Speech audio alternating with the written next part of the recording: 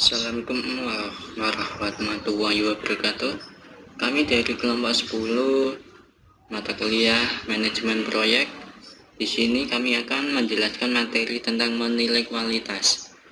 Kelompok kami terdiri dari yang pertama saya sendiri, Bumawika Nadi Kusuma, NIM 2019 53151. Yang kedua Utomo Yuga Firmansyah, NIM 2019 53153. Yang ketiga Agus Cahyati 2019 53155. Manajemen kualitas proyek. Secara umum, kualitas digambarkan sebagai suatu titik di mana pemakai produk menjadi puas. Tingkat kepuasan setiap orang pasti berbeda. Jika pengertian ini yang digunakan dalam menilai hasil suatu produk, maka tidak akan ada produk yang selesai di dunia ini. Tidak ada habisnya. Bagi seorang manajer proyek, pengertian kualitas dapat dipersempit sebagai berikut. Yang pertama, kualitas dalam penyelesaian produk yang dihasilkan atau deliverable, dan kualitas proses yang diperlukan dalam penyelesaian produk. Dalam manajemen proyek, proses pemenuhan kualitas ini dikenal dengan istilah proyek quality management. Kegiatan di dalam manajemen kualitas proyek ini meliputi perencanaan, jaminan kualitas, dan kontrol kualitas. Pendekatan dari proses-proses dalam pengelolaan kualitas ini diharapkan juga dapat memenuhi pendekatan dari International Standard Organization atau ISO. Di dalam seri ISO 9000 dan 10000 dan Total Quality Management atau TQM. Fase-fase manajemen kualitas. Yang pertama, proyek genesis atau proyek awal. Yang kedua, proyek planning atau perencanaan proyek. Yang ketiga, proyek eksekusi proyek atau pengimplementasian. Yang keempat adalah proyek kontrol atau iterasi dari implementasian. Yang kelima, proyek closure atau penutupan proyek. Di dalam masing-masing fase di atas dapat dilakukan quality cycles atau yaitu melakukan perencanaan, penjaminan, dan pengontrolan kualitas produk untuk setiap deliverables yang dihasilkan. Perencanaan kualitas melibatkan identifikasi standar kualitas yang relevan dengan proyek dan menemukan bagaimana cara memuaskan klien atau pelanggan. Ini adalah salah satu kunci proses memfasilitasi dalam perencanaan proyek dan harus dilakukan secara teratur dan secara paralel dengan proses perencanaan proyek lainnya. Di bawah ini atau slide berikutnya merupakan teknik perencanaan kualitas yang paling sering digunakan pada proyek. Teknik pertama adalah masukan atau inputan untuk perencanaan kualitas. 1. Kebijakan kualitas. Yang kedua, lingkup pernyataan. Yang ketiga adalah deskripsi produk. Yang keempat adalah standar dan peraturan. Yang kelima adalah proses output lainnya. Teknik perencanaan kualitas yang kedua adalah alat dan teknik perencanaan kualitas. Ini meliputi 1. Analisis manfaat atau biaya. Yang kedua adalah pembandingan. Yang ketiga adalah flowchart. Yang keempat adalah desain eksperimen. Yang kelima adalah biaya kualitas. Teknik perencanaan kualitas yang ketiga adalah output. Yang ini meliputi yang pertama adalah rencana manajemen kualitas. Yang kedua adalah definisi operasional. Yang ketiga adalah dasar periksa. Yang keempat adalah masukan ke proses lainnya. Warahmatullahi wabarakatuh. Nama saya Utomo Yuga Firmansyah. NIM saya 2019-53153. Nah, pada kesempatan kali ini saya akan melanjutkan presentasi dari teman saya tentang menilai kualitas pada mata kuliah manajemen proyek. Nah, sekarang kita sampai pada jaminan kualitas.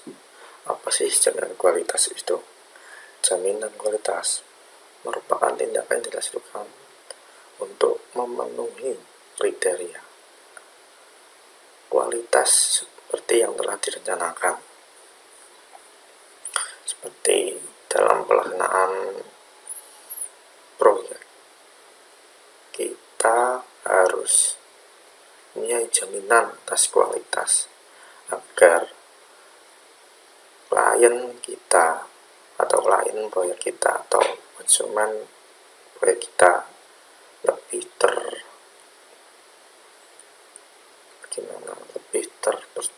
percaya pada kita dengan jaminan kualitas yang kita berikan dalam proyek ini.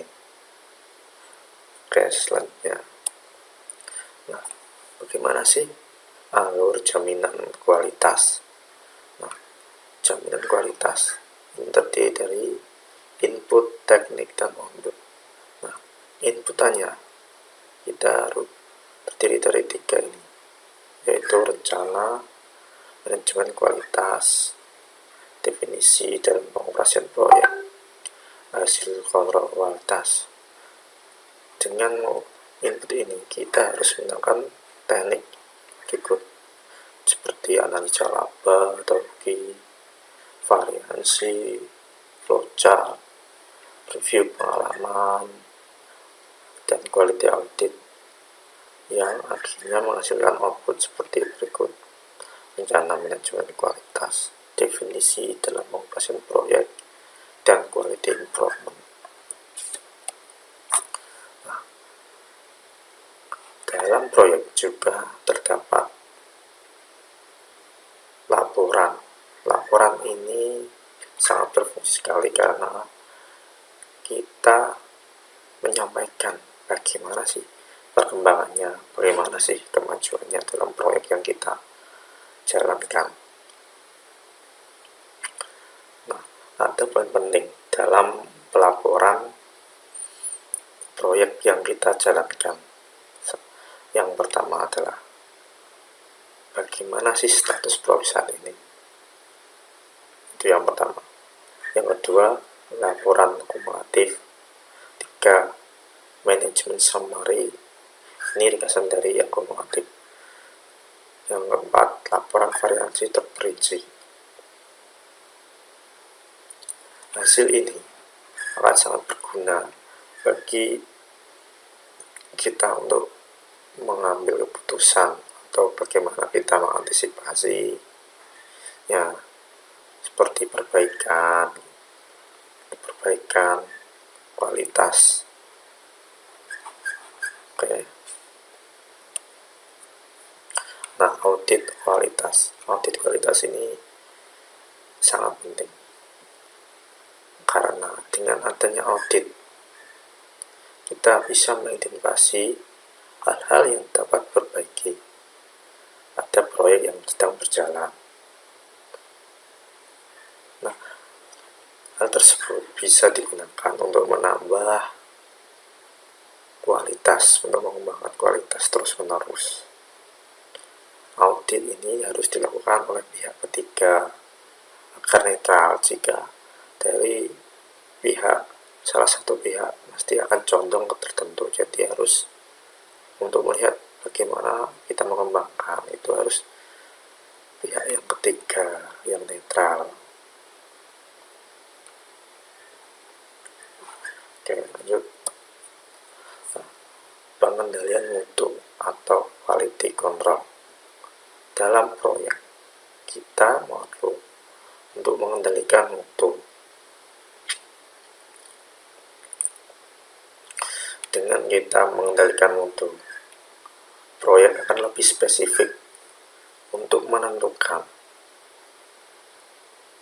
apakah proyek itu memenuhi standar yang relevan dan